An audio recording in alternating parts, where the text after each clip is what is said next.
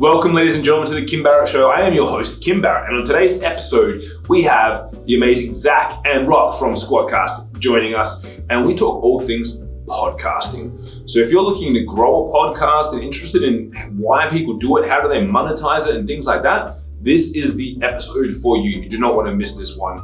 It's an epic chat that we have, and it's one of our, I think, only three-way podcasts, which is pretty cool. So there's three of us jamming out together, which is pretty cool. So if you are someone who wants to grow a podcast or interested in what that looks like, this is an ep you do not want to miss. So make sure that you sit down, grab a pen and paper and get ready. And of course, we can help you get ready in your marketing. Just head over to marketingmogul.com.au for all your marketing needs. But until then, let's jump into the show.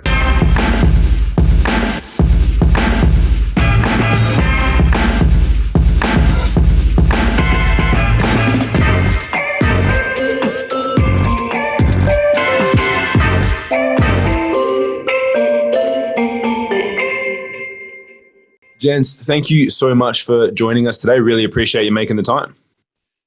Thanks for having us on. Kim. My absolute pleasure.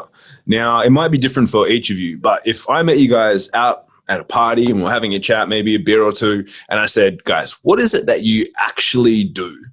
What's your go-to answer? Yeah, well, we get to help podcasters record remote content in studio quality.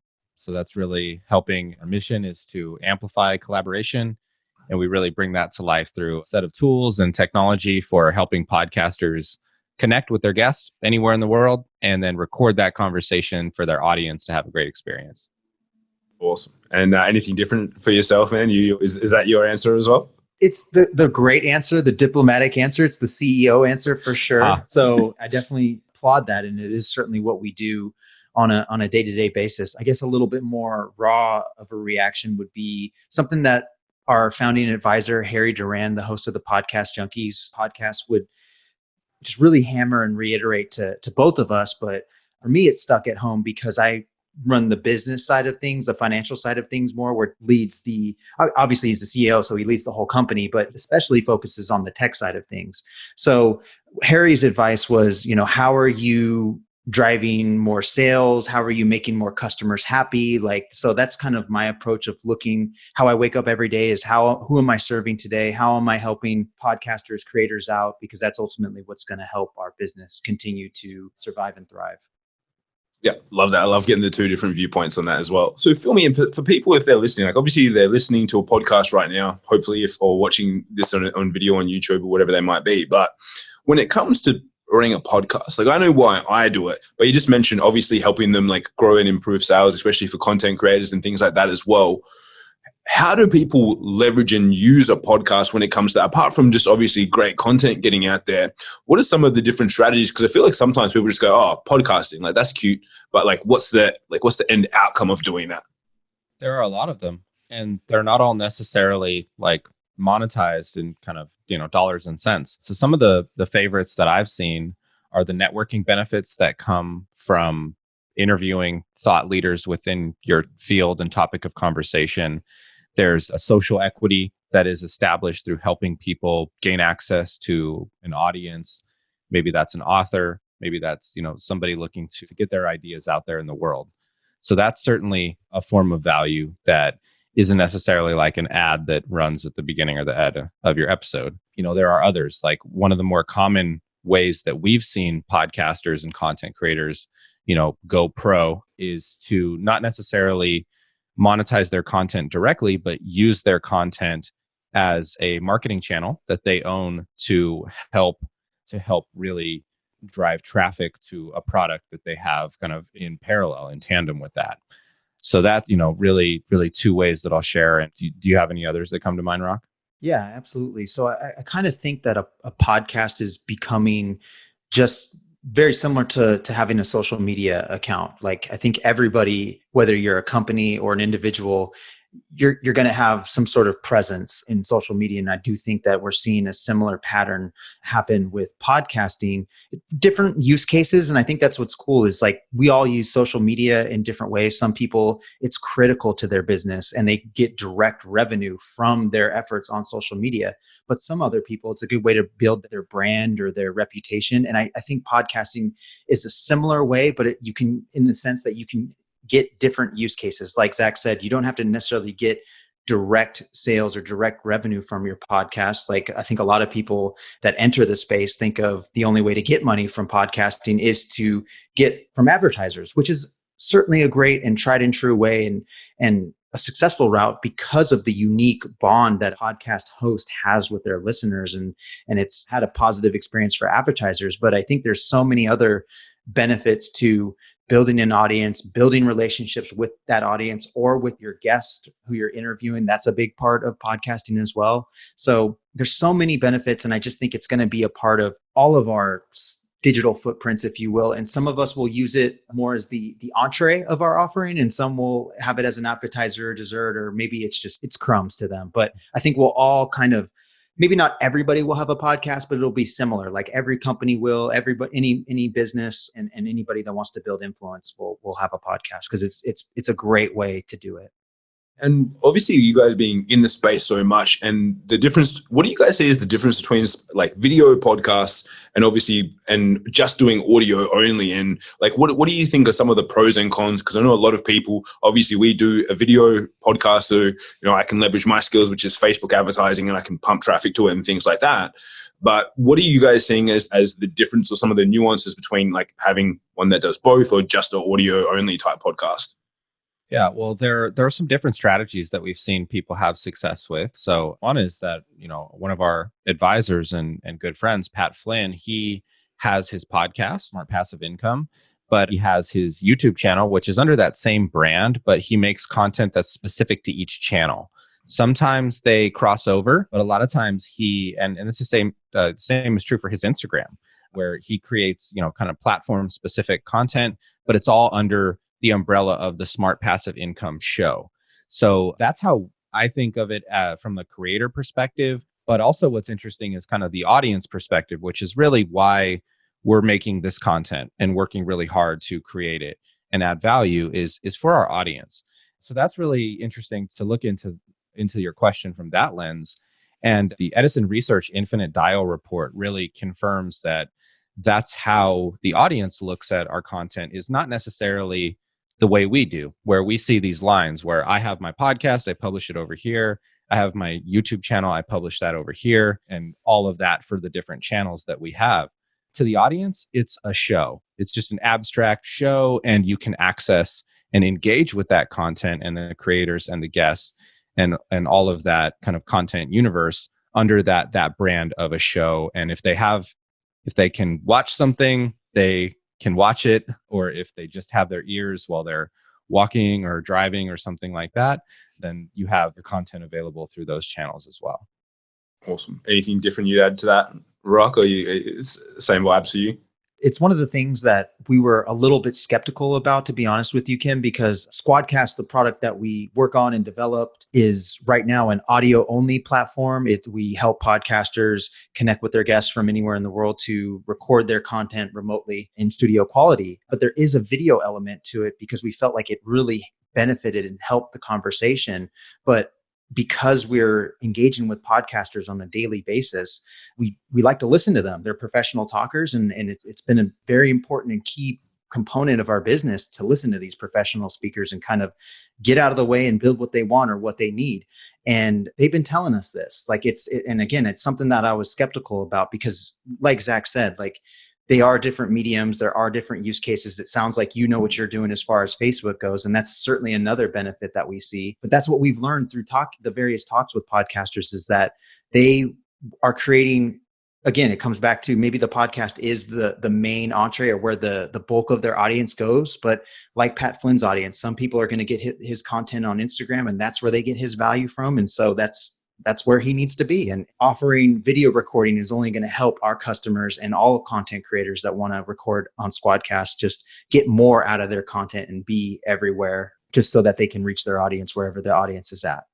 And what are you guys thinking for, like, into looking into the future of podcasts? Because obviously, like, one of the things that I've been hearing about and seeing some people talk about as well is that if I post a certain video that maybe I talk about a controversial topic and I post that on my YouTube channel or on Facebook, and I haven't seen it or heard as much of it happening on like Apple Podcasts and whatnot, but where things are getting completely removed and whatnot. Like, are you guys looking going forward? I know there's a platform I heard about the other day called Theta, which is connected with Samsung VR, and they're being like a blockchain, decentralized video host and things like that. What are you guys seeing as like the future for podcasts when it comes to people getting censored on a lot of the platforms as well?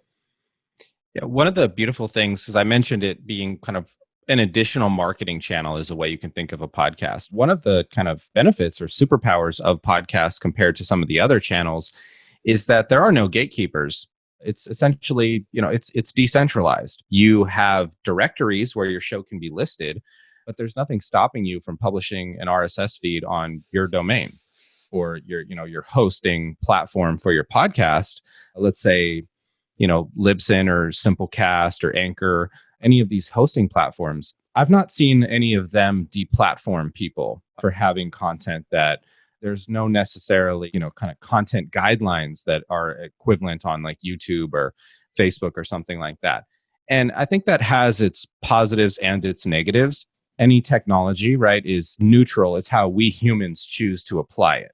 So I think that one of the benefits of podcasting is that you are already decentralized. You don't necessarily need a blockchain infrastructure to decentralize something. That's just kind of, one of the ways you can do it. But because there's no kind of central hub for podcasting, people tend to kind of say that that's one of the weaknesses of podcasting. And it does have its drawbacks. But one of the upsides to that is that you're not going to get deplatformed. You are not being censored. You're your own filter, your own gatekeeper, for better or worse. So that comes with a lot of responsibility. That's really where we encourage people to think about their podcast as kind of a universe, one of the channels of your content, but kind of the hub of that is your website. And you can always have that home base for your audience there where nobody's really going to come and deplatform you.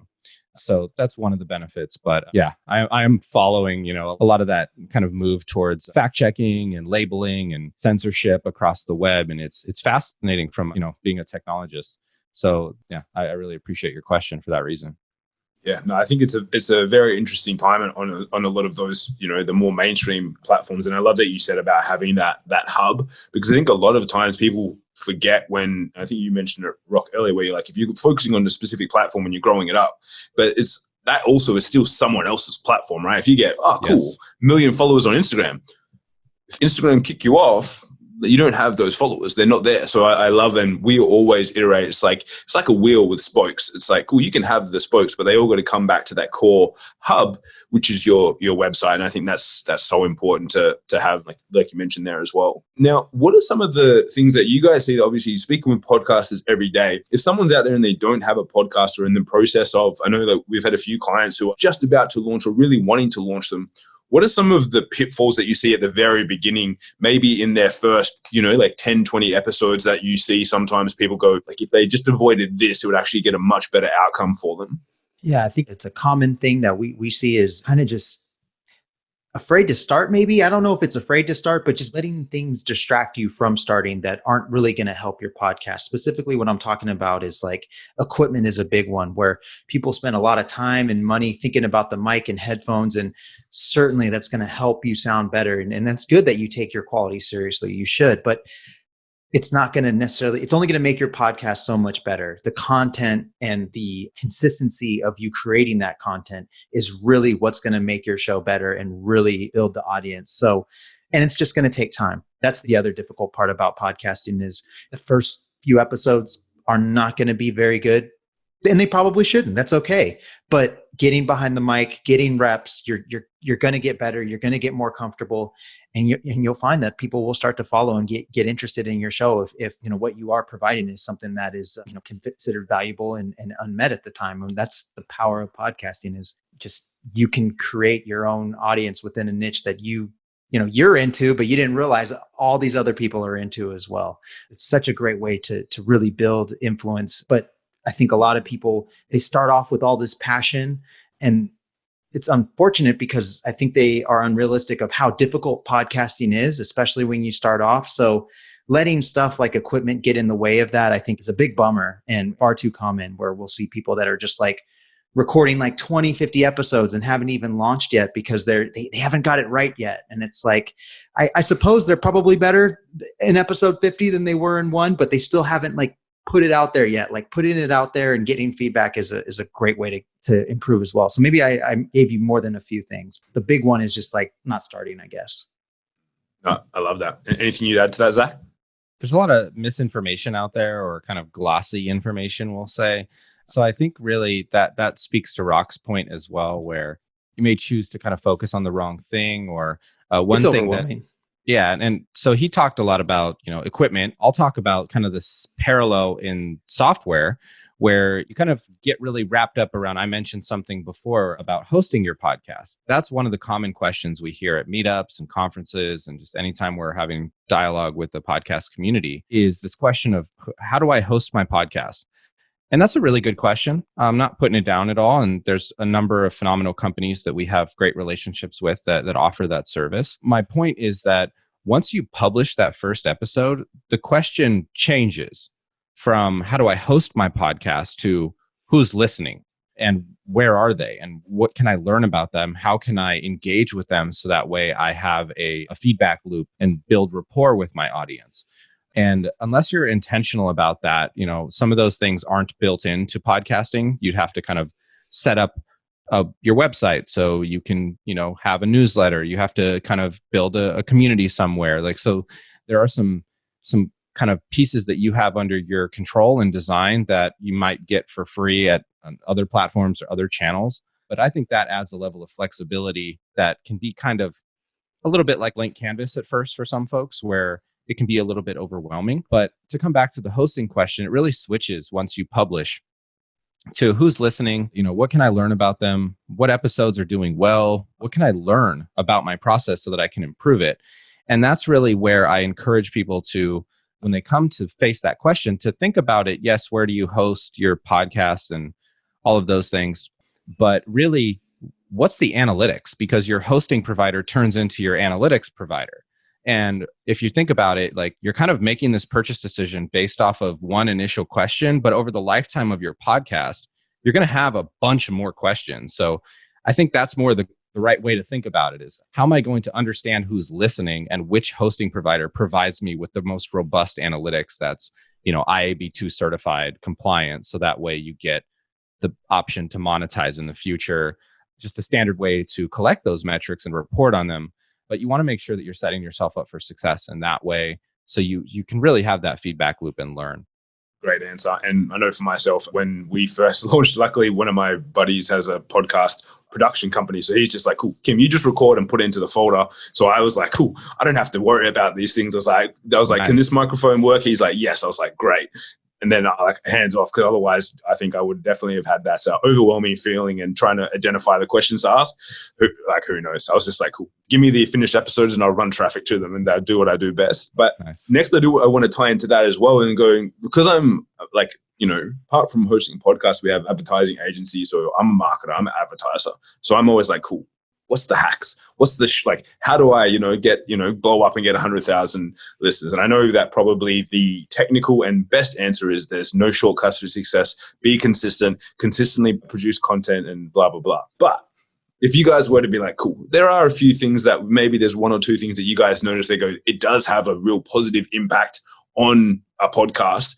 What would one or two things that you guys have seen from all the people that you guys have worked with that pop up and you're like, this is something that might give you a little bit of extra juice? Yeah, I think one that is, I don't know how obvious it is, but yeah, the one that I'll share is that when you interview people and they have their own audience and maybe they interview you, you get this very nice kind of viral growth from symbiosis from multiple audiences. So in other channels or marketing channels, you have a sense of kind of competition, like you're kind of having a turf war to try to gain as much real estate as you can within that niche or that topic. It's almost exactly the opposite in podcasting, where it's to your benefit to go and create content and collaborate in a very constructive way with the other content creators within your category.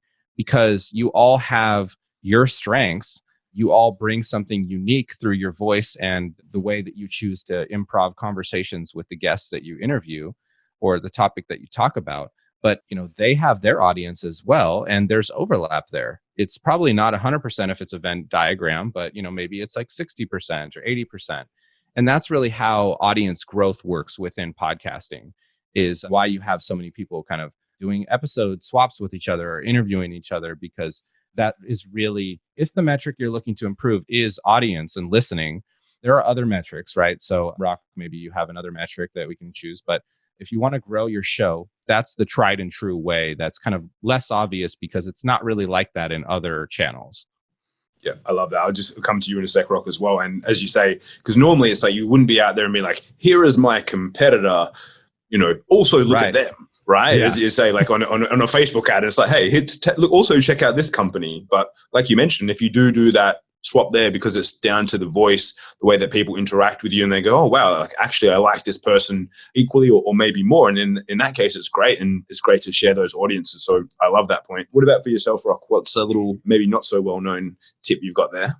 Yeah, I wish I had something super insane to share. All I know how to do is show up every day and try to get 1% better. So I am not the hack expert, unfortunately. I will say that in addition to what Zach said, it's kind of similar, but there's a lot of people that think podcasting is great for people that already have an audience and that they can just bring it on to the podcast and that they can just build that unique relationship with the podcast. I think that's why a lot of people or podcast networks, companies, they are attracted to bringing on celebrities because that's a no-brainer that they're going to bring on an audience. However, I think the difference is sustaining that audience and that engagement. So again, I just don't think there's any substitute for consistency. But what Zach said has been very beneficial for us because it's fun being on other people's shows. We love talking, but it's just we're getting introduced to an audience that maybe we wouldn't have otherwise. So Kim, again, thank you for the opportunity. No, absolute pleasure. I say I always love sharing other people's viewpoints as well. And that's how we've grown our podcast as well, which I think is always just great. And obviously we mentioned a few things at the beginning, and I want to kind of circle back to one or two, which is around when people think about should people start out, if they are about to start a podcast or just started, the whole monetization aspect. We mentioned that going pro, you can obviously share your own products and services. You can look for advertising. Should that be a forethought at the beginning, or is that something that once you've built consistency, you've built community, then you should assess? What's your guys' viewpoint on that? I think it's similar to how we built our startup. There's a lot of parallels, in fact, between a startup and doing a podcast independently. And our approach to that, there's one way, right, where you go and raise a bunch of capital and you build out a team and really run at the problem as fast as you can. The other way, like we did, was to kind of self-fund and be more of an independent funding route. And I think that there's a number of parallels there. So to come back to your question, it's something that, sorry, I got so caught up in telling that piece of it that I forgot the question. So I want to make sure that I answer it. Can you say that again? Apologies, Kim. Yeah. So just around should you think at the beginning about the monetization aspect, right, or is it once you build a community? Yeah, the way we think about it is optionality. So you want to be setting yourself up for success. So you have those options if you choose to monetize it, if you choose to productize it, if you choose to use it as part of a larger brand or ecosystem, like Rock mentioned, networks, podcasting networks. You just want to make sure that you're probably not going to have any of those things on day one. But there are things that you can do, like choosing a hosting platform that provides analytics that meet that standard that I mentioned. That gives you the option in the future, once you do have audience that can kind of garner that CPM, you can point at that data and say, this is legit. I've been collecting it since day one, and I don't have to switch my hosting analytics provider once I start to get to that level and then find out, oh, my numbers are completely different over here on this platform. So there's a lot of things like that where you can set yourself up for success. So you have those options to grow in those ways. Like a startup, there's all sorts of opportunities to experiment with your content through different segments on your show. You can look at, where the drop off is in your episode, where people, listen the most, engage with comments. There's all sorts of things that you can do to experiment to really find out what the answer to that question is, but you don't really want to rule any of those options out. So that's how I tend to think about it. Awesome. Love that. Rock, would you add anything to that? I think if you can go into it intentionally with having a plan on how to productize or monetize, that's always great.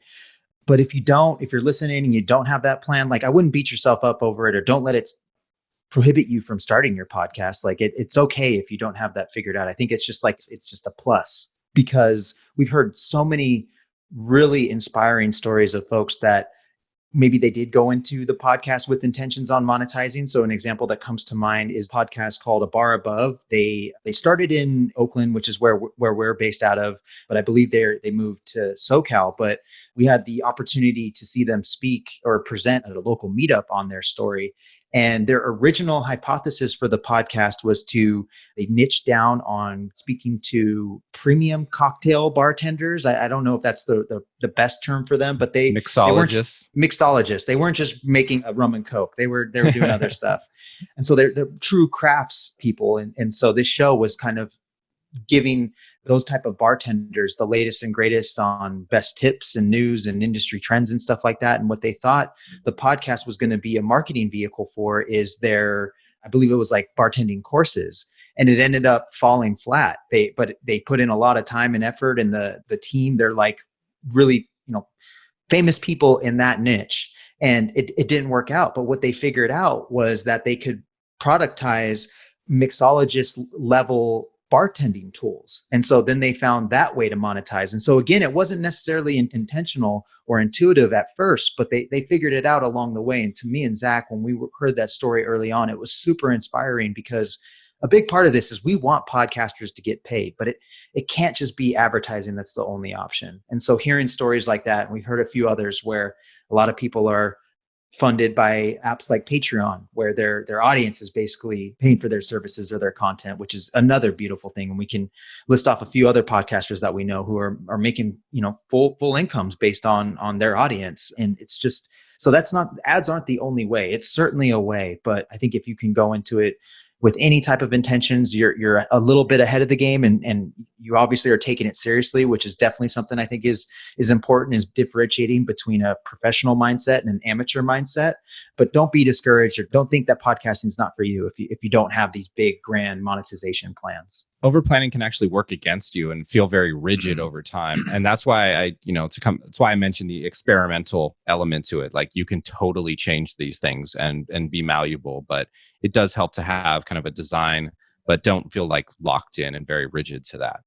Yeah, I think that's a great point, because otherwise it's, as we mentioned earlier, people just won't do anything then because they're like, I don't have my perfect plan. But no, I love that point. Now, as we get towards the end of our time here together, I always like to ask the same question to everyone at the end, which is, what's a question that I didn't ask you guys that I should have? That's such a good one. I love these ones that stump me. Yeah. Maybe like, what's a bad reason to start a podcast? I don't know, because it's like the anti-podcast, because we talk so much about pro podcasting, and I do love podcasting, so I'm not trying to put anything negative out there, but I don't know. I'm just thinking of a wild question that we don't get answered. I don't know. Zach, do you got something better? Hopefully you do. That's a really good one. I hadn't thought about that either. Yeah, well, let's do that one. What is a bad reason to start a podcast? Well, I think that there's some, and we touched on this briefly, but there's definitely some elements to podcasting that are, because it's such a nascent and ever evolving medium and channel, is that it's still relatively in its infancy. And I think that that's beautiful through some perspective, because there's a lot of innovation. Like with us at SquadCast, we can help improve the quality and the listener's experience through some technology that helps you record. But that's something that is actively being defined. So I think that on some level that can feel kind of, the adoption curve in kind of technology and startups and stuff. It's kind of like we're not necessarily at like this very solid place where there's a defined ecosystem and there's all of these things. It is certainly solidifying and becoming more defined, and people are working to establish, agreed upon standards and things like that.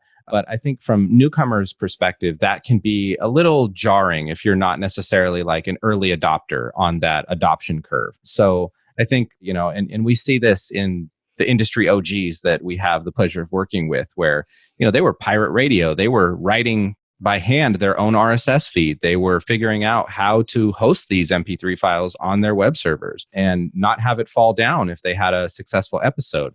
And now we're to a place where there's services for these common needs, standards bodies emerging. Like one that we have the pleasure of contributing to is the Podcast Taxonomy Consortium, which is a relatively new effort between companies within our industry to define roles that people can use for common jobs within podcasting. So that way you can, if you're at, Pineapple Street Media and you want to be working over at Spotify, you can have that common confidence in your job description to say, move within the industry. And that's, I think, very similar to what we see on like IMDb within movies. So there's all of these pieces that are actively solidifying. So I would say that that's going to be less true over time, but kind of for the time being and in the past for podcasting, there's elements to it that are like, this is kind of nascent and amateurish, but I think that that's changing overall, and the whole industry is professionalizing in lots of ways.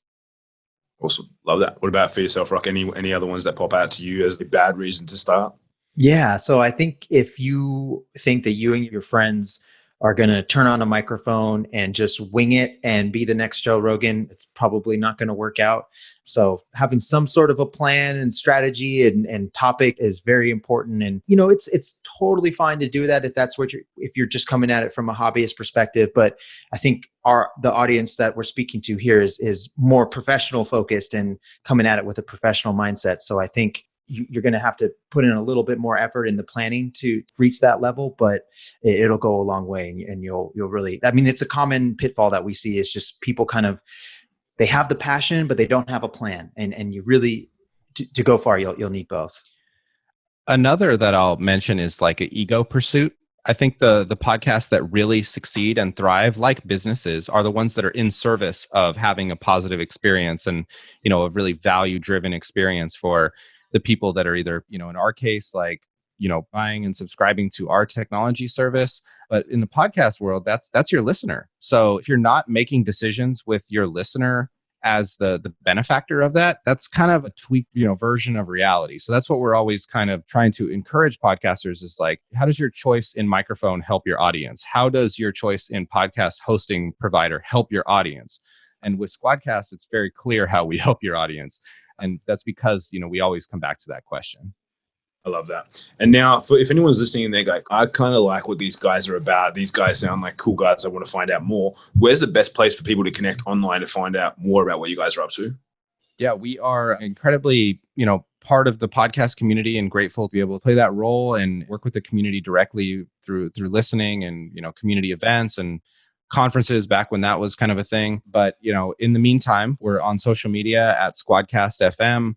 We have a phenomenal new community manager, Ariel, who is really, really improving lots of things. So we just had a Facebook group start like yesterday, or I think it's officially today. So check out that. And online, we are at squadcast.fm. We have a 7-day free trial if you want to start your podcast. It's super easy, and our technology just kind of gets out of your way, but really helps you have quality and reliable remote podcast interviews. So we'd love the opportunity to help you get that show started. Or if you're already a professional, we can help you take it to that next level. We're always available at squadcast.fm. Awesome. Love that. Guys, thank you so much. And if you've listened to this, guys, and you know someone who is thinking of starting a podcast or has a podcast, you should definitely share this episode with them and let them get some of the knowledge that Zach and Rock have shared with us here today. And of course, make sure that you subscribe so that you hear these episodes before anyone else does. And guys, thank you so much again for joining us. Really appreciate you making the time. Thank you so much, Kim. Appreciate it, guys.